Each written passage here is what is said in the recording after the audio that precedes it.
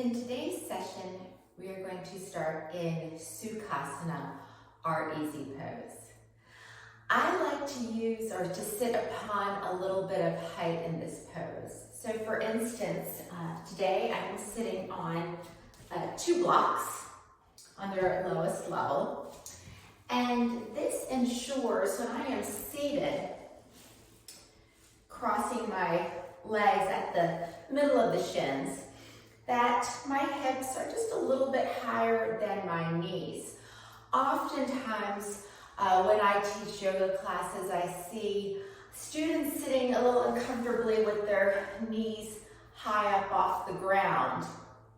And this makes it very hard to sit comfortably. So, add a little bit of height. And there was something that one of my yoga teachers a long time ago mentioned.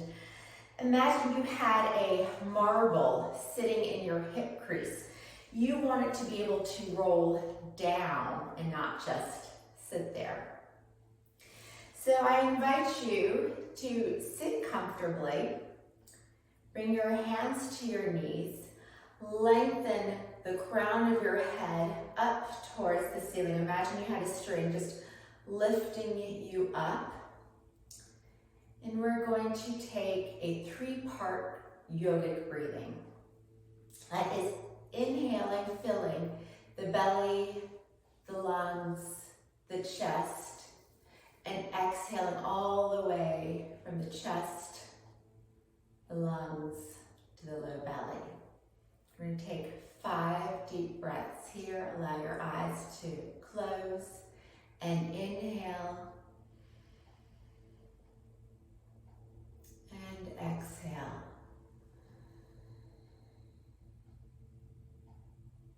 Inhale, going all the way up to the collarbones, and exhale all the way deep into the belly.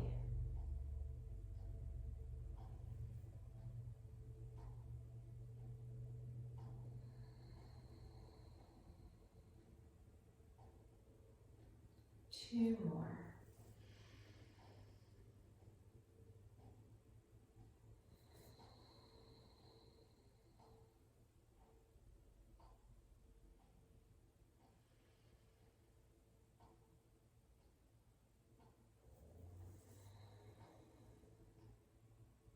And then after your 5th breath, slowly open your eyes. This is a great exercise to do because so often as we move through our busy days, or if something brings anxiety to us, we tend to breathe from our chest. We tend to be, as a society, chest breathers. So this is where we're keeping the breath right here, and doing a 3-part yogic breathing can help us to refocus throughout our day. From here, I want you to interlace your hands and flip your palms forward, extend your arms, and pack your shoulders. So what I mean when I say pack your shoulders is here I'm spreading my shoulder blades apart, and here I'm packing my shoulders by drawing my arm bones into the shoulder sockets. So again, it looks like here I am unpacking, here I am packing. And I'll use this term throughout our sessions as we move forward. Extend the arms up towards the ceiling. The natural tendency is to flare our rib cage. So I want you to soften your ribs, your lower ribs down as you reach up and hug your upper arms in.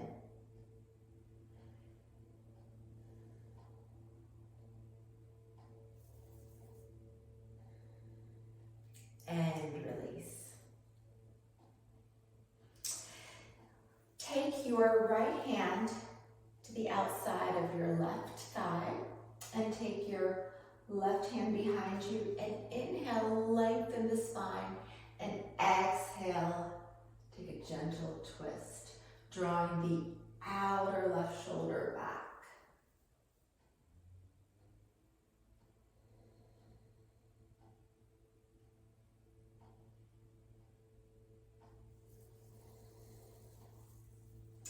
And then come back to center and pause, and to the other side. Inhale, with each inhalation, lengthen the spine. With each exhalation, twist.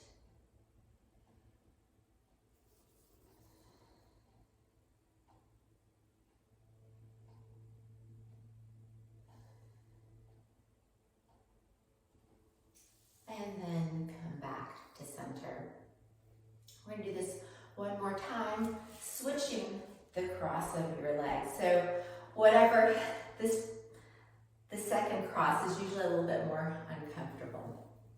And interlace the hands, extend your palms forward, pack your shoulders, and take the arms up. Firm the upper arms in and soften the lower ribs down. Then lower the arms, and again coming into a gentle twist, lengthening the crown of the head towards the ceiling, and then as you exhale, gently twist.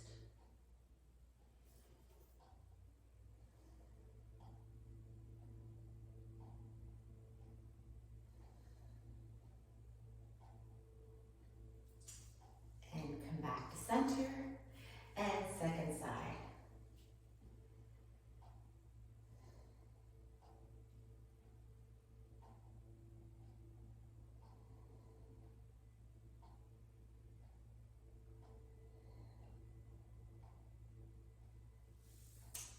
And come back to center.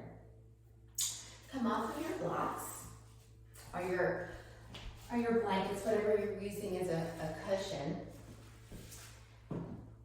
And come into a tabletop position so that your shoulders are over your wrists and your hips are over your knees. Begin in a neutral position with a flat back, and then you're going to come into a cow, so arching the back and looking up, and then into a cat, so rounding the back. And then moving from your cow to your cat, and then begin to coordinate the breath. Inhale, lift the sternum. Exhale, round the upper back.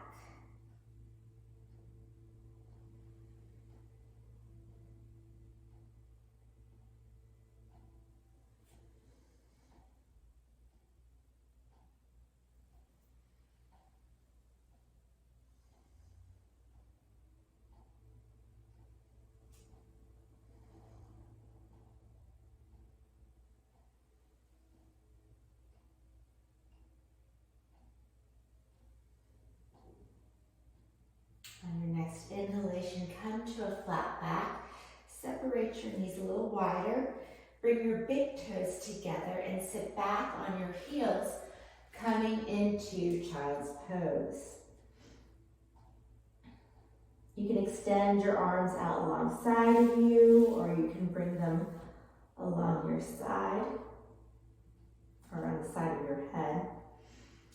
And if this is bothersome on your knees and you do not have the ability, for whatever reason, to have a deep flexion, you can take a blanket, a folded blanket, or 2 blankets or 3 blankets, whatever you need, and place that behind your knees, which will create a little more space behind your knees, and the flexion will not be as great.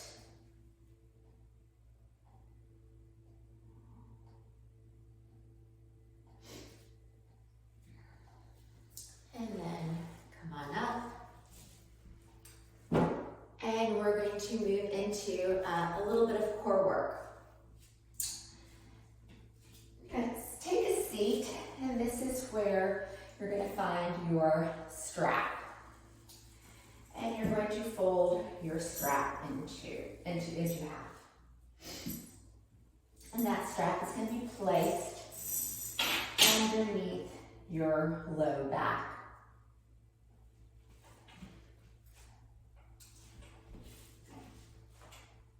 bend your knees. And what you're going to do here is you're going to press your low back into the mat or the floor as hard as you can, so that if someone was pulling on the other side, they would not be able to get this strap out from under you. You're using your abs, your core to really keep yourself braced.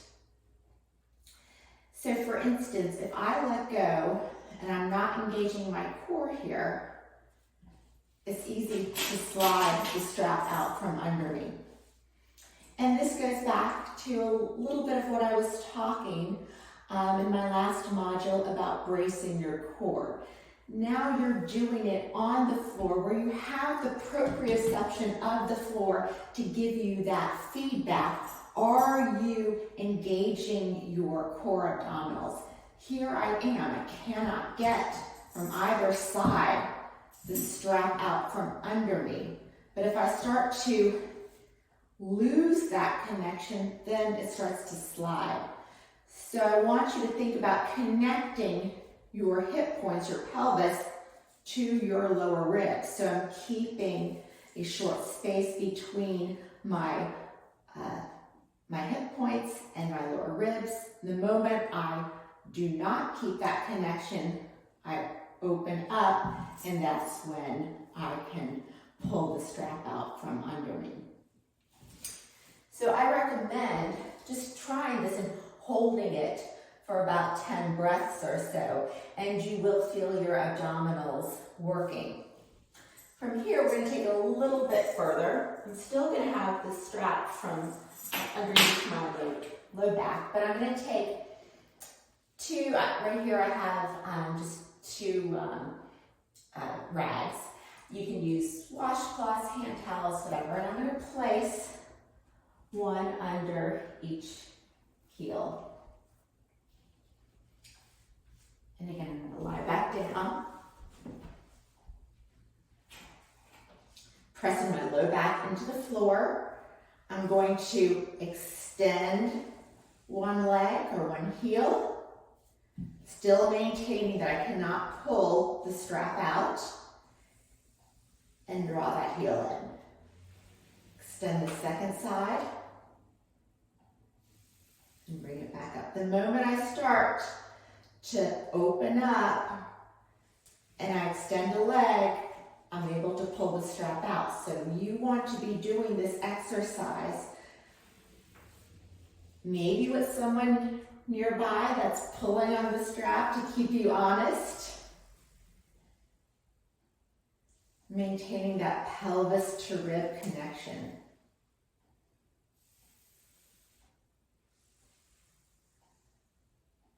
And I've already lost count, but I recommend doing about 8 on each side, alternating. Do a few more.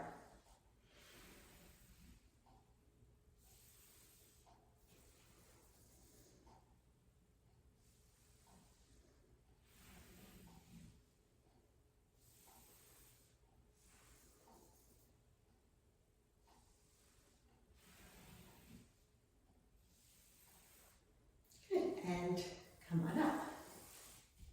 So if you are new to yoga, you probably do a yoga stretch every morning, and that is Urdhva Hastasana without even knowing it, which also means upward salute. So normally in the mornings when you get up, you just give a nice big stretch.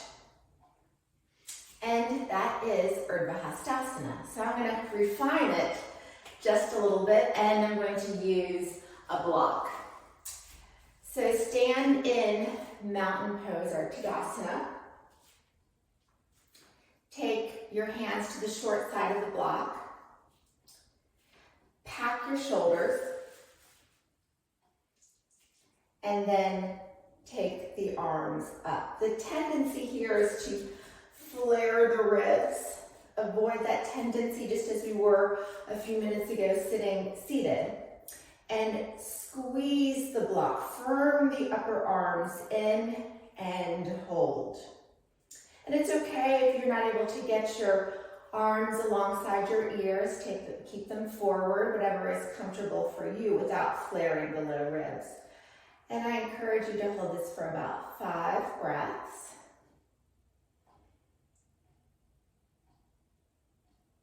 And come on down. We're going to do that 2 more times. Again, come into Tadasana, press down into the tripod of the feet. Draw the tailbone forward towards the pubic bone. Take hold of your block. Extend the arms forward. Pack the shoulders and take the arms up.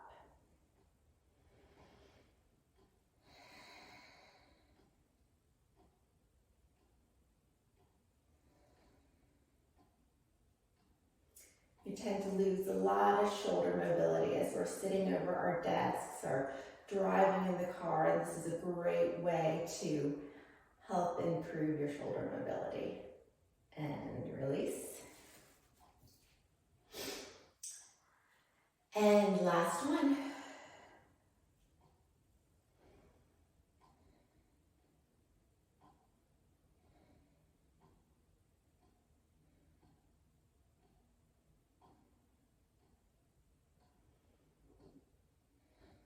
And release. Put your block to the side. And we are going to move into tree pose or Vrikshasana. So a couple different ways that you can practice this pose. If you are having issues with balance, you can always stand beside a wall with the standing leg right beside the wall. And I'm going to just show you from the front here. Press down into the tripod of your foot and then engage your quadriceps by lifting up your kneecaps. Squeeze the glute of the standing leg, and then you can take the other foot either to the side of your calf or above the knee. You just want to make sure that the foot is not on the knee joint.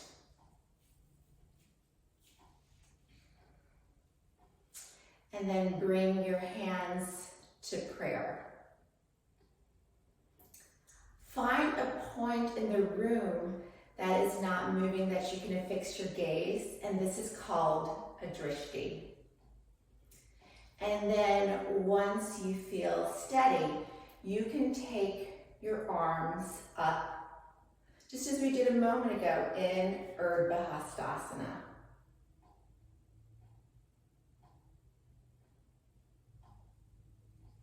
And then release, and do the second side.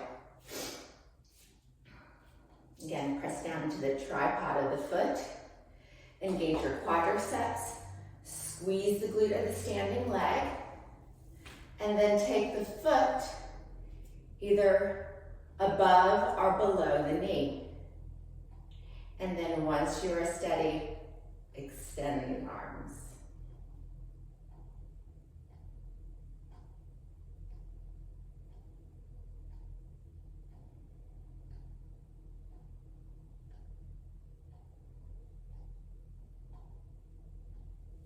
And then bring your hands to prayer and release.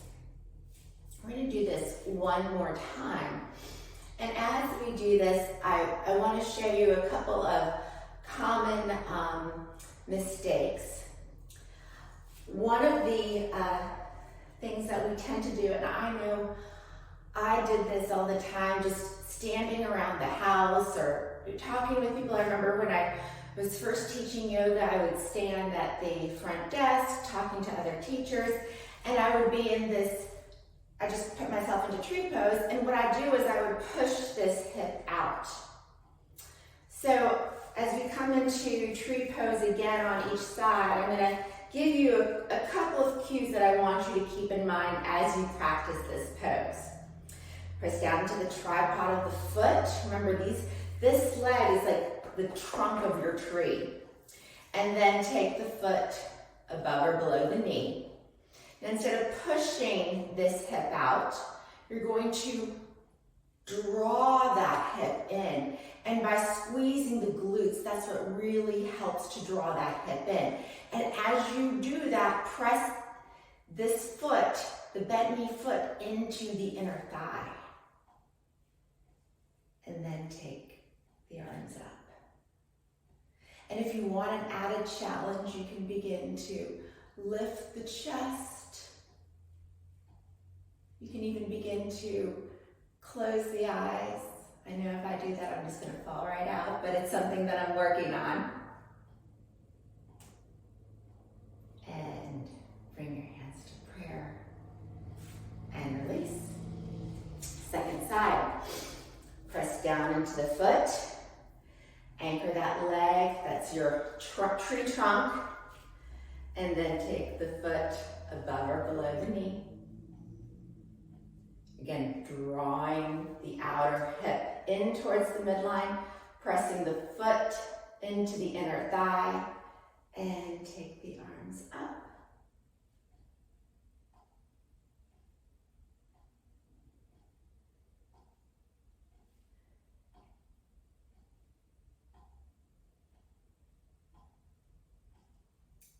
And release.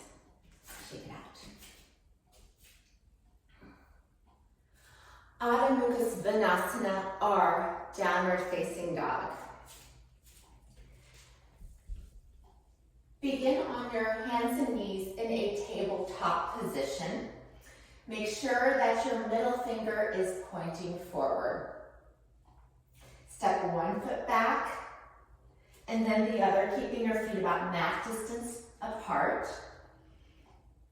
And this is now the length of your downward facing dog. Take your hips up and back. Work your biceps forward and your triceps back, and create a nice long spine. Now, if you find that your hamstrings are very tight, this is what I want you to do.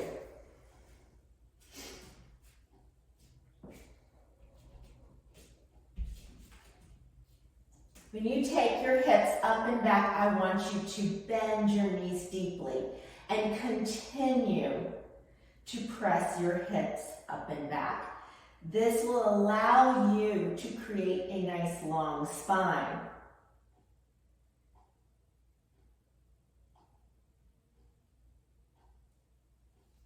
And then release the knees and come into child's pose.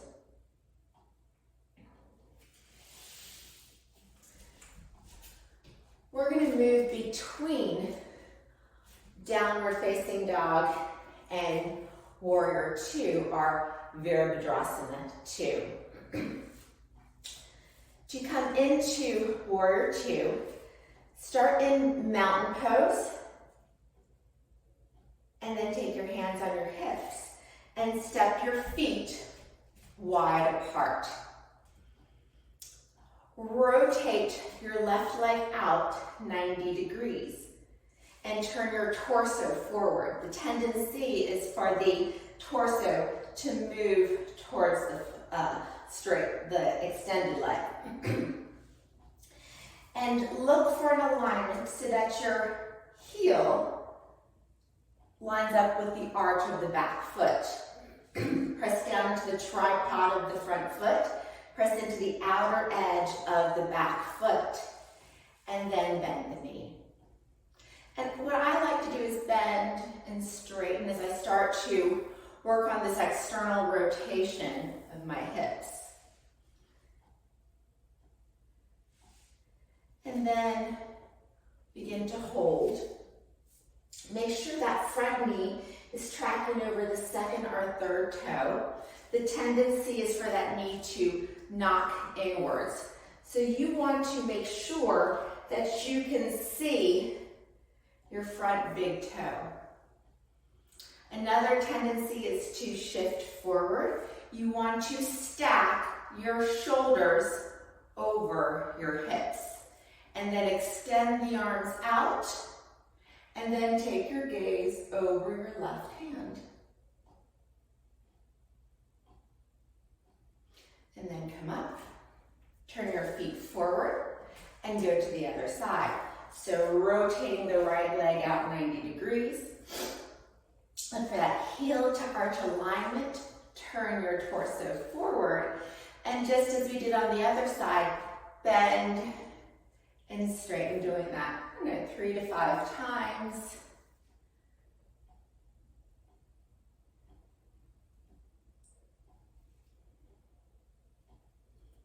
And then hold, pressing into the outer edge of the back foot, the tripod of the front foot, and then making sure you can see your front big toe.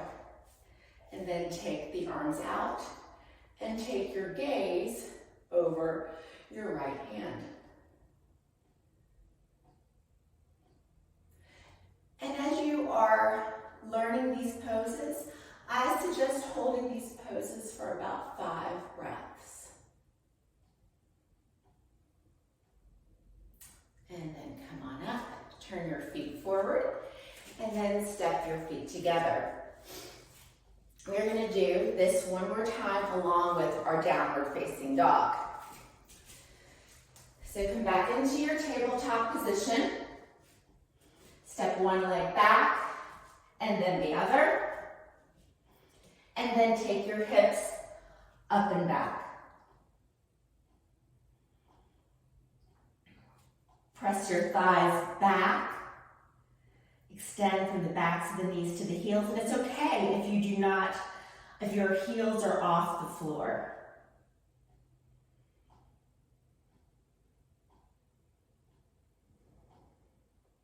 And continue to take your biceps forward and your triceps back. And then release the knees down and come into child's pose.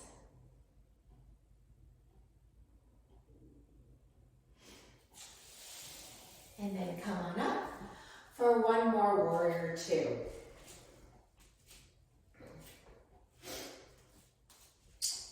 Step your feet apart.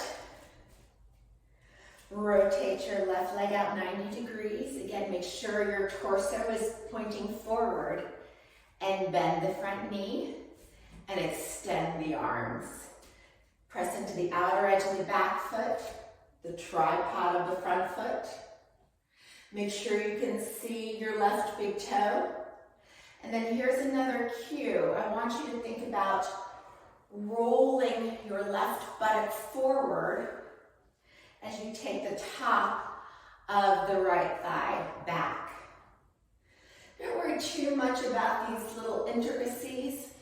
What I want you to really focus on now is just getting into the shape of the pose. And then straighten that leg. And go to the other side. Again, making sure you have that heel to arch alignment. Your shoulders are stacked over your hips. Your knee is tracking, your front knee is tracking over your second and third toe. And you're starting to send that right sitting bone forward and the top of the left thigh back. And then straighten the leg, turn the feet forward. And then step your feet forward and shake it out.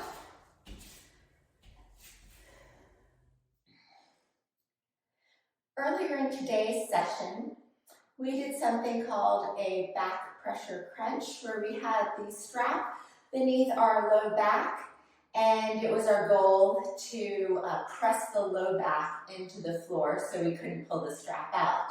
But we're going to do something very similar. We're not going to use the strap, but we want to keep our back pressing against the floor. And this position, we're going to move into something called a hollow hold, and I'm going to show you a couple variations on this. Come onto your back. Again, smash, press that low back into the floor. Progression one is to keep both feet on the floor and lift your head and shoulders up. If this is problematic or uncomfortable on your neck, then I invite you to take your hands behind your neck. Progression two is to extend one leg and come up. Progression 3 is to bring the knees over the hips and just make little toe taps. And progression 4 is to take the legs up along with your head, shoulders, and chest. So I'm going to start, we're going to create a little bit of a circuit here, starting with our hollow holds. And we're going to come up, and I'm going to look at the clock, and we're going to hold this for about 30 seconds. Keep pressing the low back down. Again, remembering to maintain that pelvis to rib connection.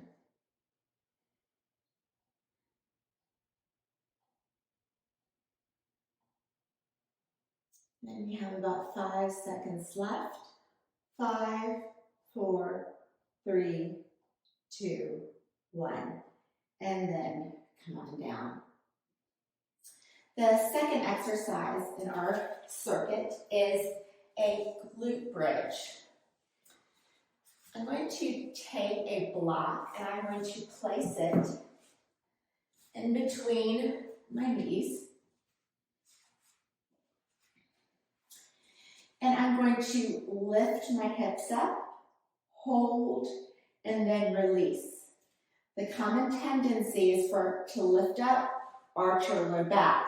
What I want to do here is I want to keep, just with the back pressure crunch and just like our hollow hold, is to keep a connection between my lower ribs and my hip points. So when I come up, I'm maintaining that connection. And this is 2.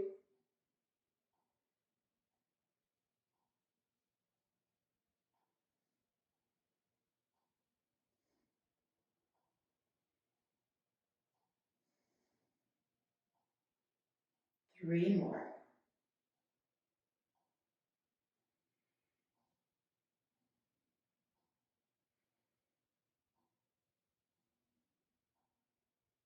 Good. And release your block and sit up. And the next exercise in this little circuit are clamshells. I'm going to offer a couple of different ways to do it.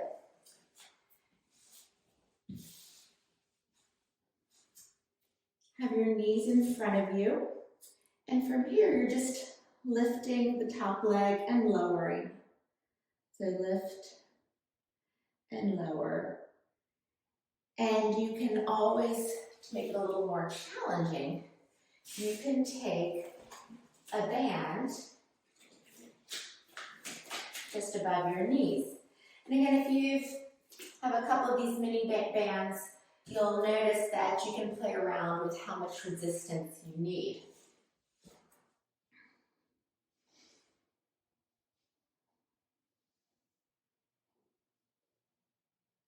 I'm going to do 8 of these on each side.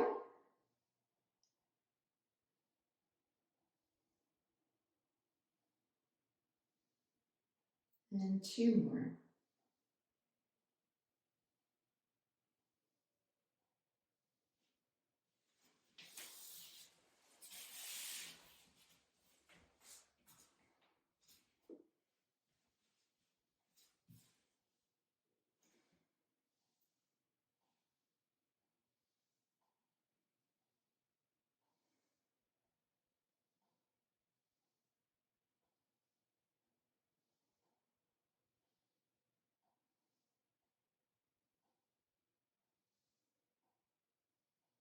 And last one.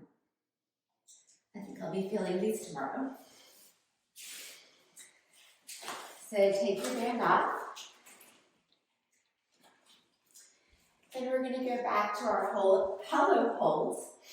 So whichever progression is appropriate for you and that allows you to maintain your low back on the floor. And so I am looking at the clock and we're coming up for 30 seconds. And again, remember, you can always put your hands behind your head if this is uncomfortable for your neck. And remember to breathe and not hold your breath.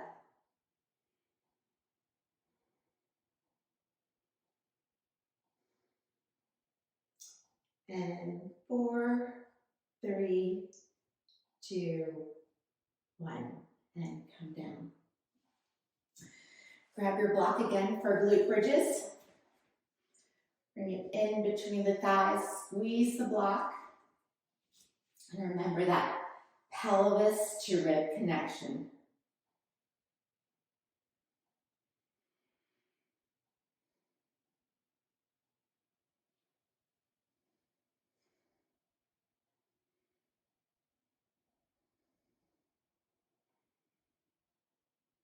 Two more.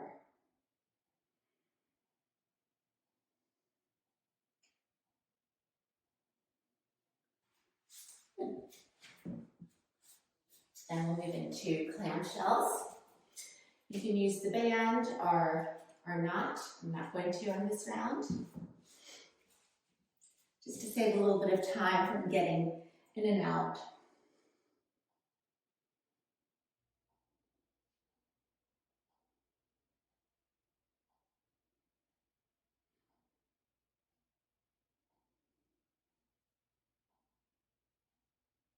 Three more.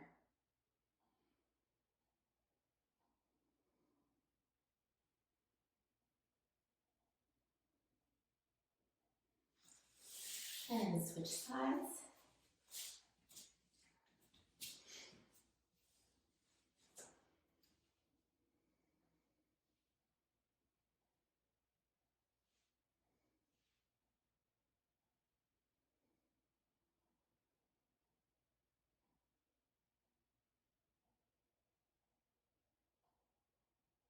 Definitely even feel it without the band for sure. And come on down. All right, one more round, hollow holds, glute bridges and clamshells. Go back, pressing down, and come on up.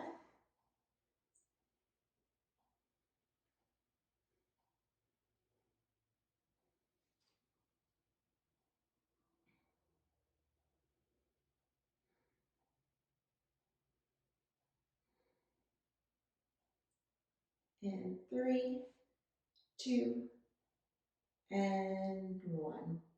Come on down. And back to our glute bridges.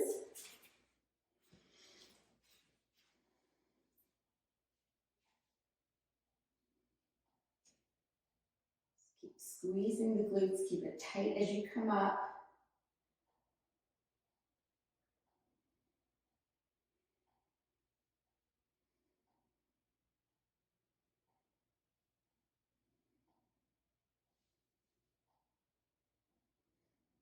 And 2 more.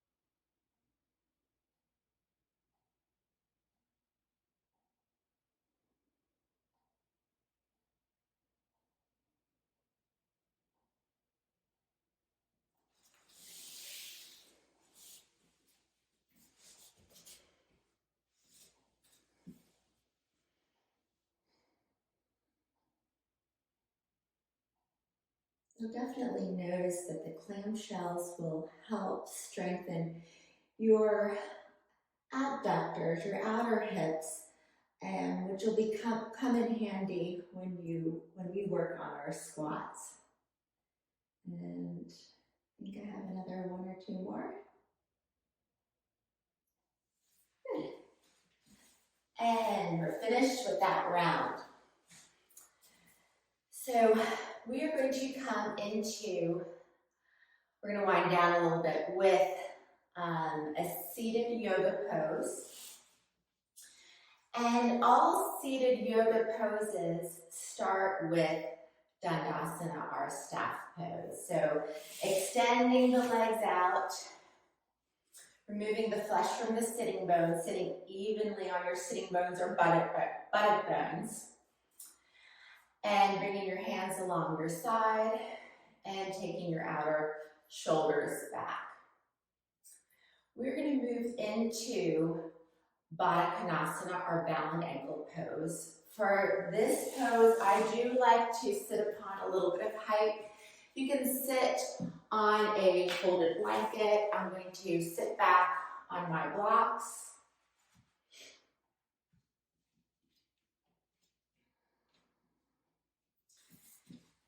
And extend the legs. And then I'm going to draw the soles of my feet together. And I'm going to reach over for my strap. So again, here you don't want to feel really uncomfortable and have your knees way up here. That's why I like to sit upon a little bit of height. I also have a tear in my hip, so this pose, for whatever reason, requires me to take a little bit of height. It takes a little bit of pressure off of my hip. I'm going to fold the strap in half, and I'm going to place it underneath my feet.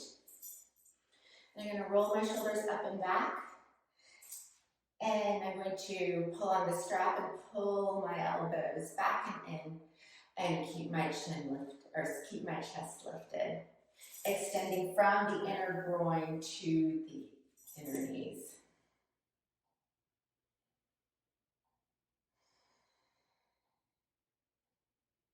And this is another great opportunity to practice your three-part yogic breathing. Inhale, filling the belly, the lungs, the chest. And exhale, the chest, the lungs, the belly.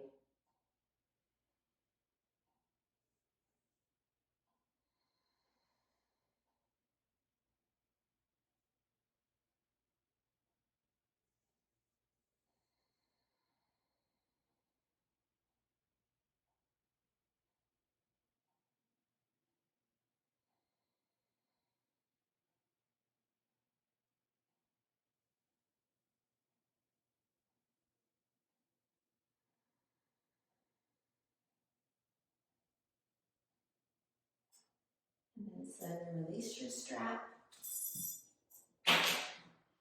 And then gently draw your knees together.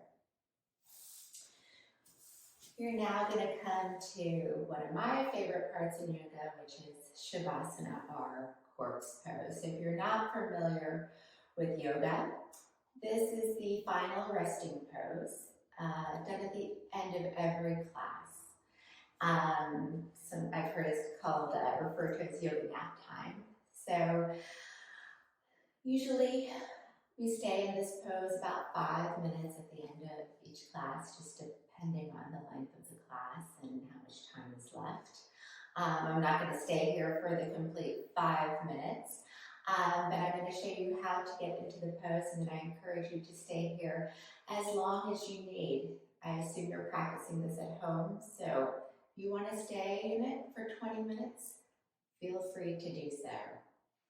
To come into this pose, I'm going to encourage you to turn off the lights. If you have an eye pillow handy, it's great to use an eye pillow to block out any additional light.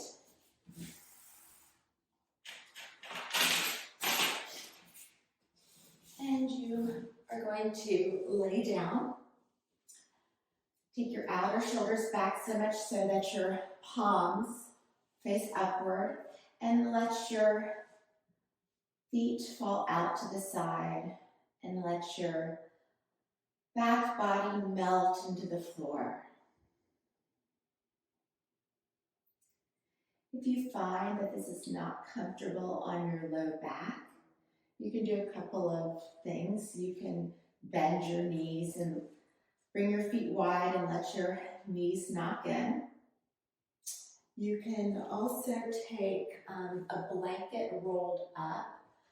Pretend that this is a blanket. I don't have one close by. You can place a blanket or rolled up blanket underneath your knees, which is another wonderful alternative.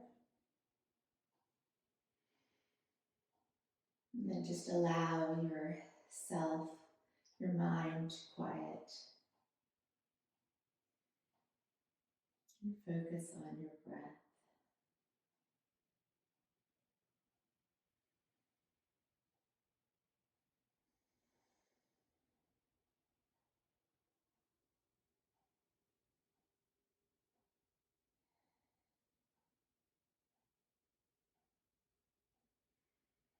And when you do come out of the pose, I'm going to roll to your right side and pause in a fetal position. And then press into your left hand to bring you up back into a seated position.